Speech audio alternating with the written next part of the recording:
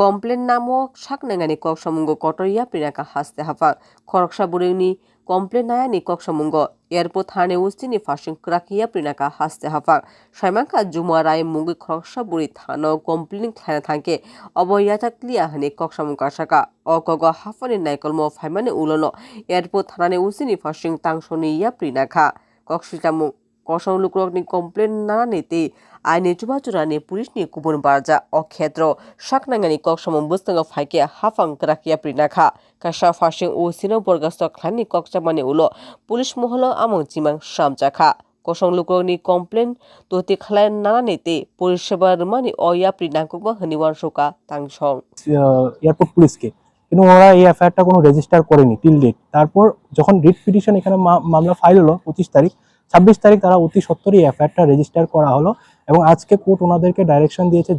যে মামলাটার মধ্যে যে যা এলিগেশন আছে এফআইআরটার মধ্যে ওইটার ভিত্তিতে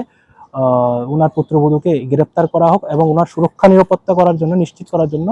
ওনাকে একটা দেওয়া হলো, দুজন পাহারাদার ওনার বাড়ির সামনে দুজন কনস্টেবল দেওয়া হলো এবং আমাদেরকে ডাইরেকশন দিয়েছে অ্যাফিডেভিট ফাইল করার জন্য এবং ইনভেস্টিগেশন করার জন্য পাবলিক প্রসিকিউটর এবং পুলিশকে নির্দেশ দিয়েছে high court.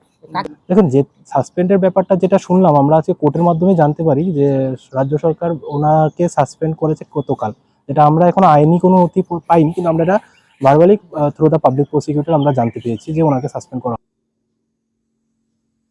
Pure Report, Asian Times.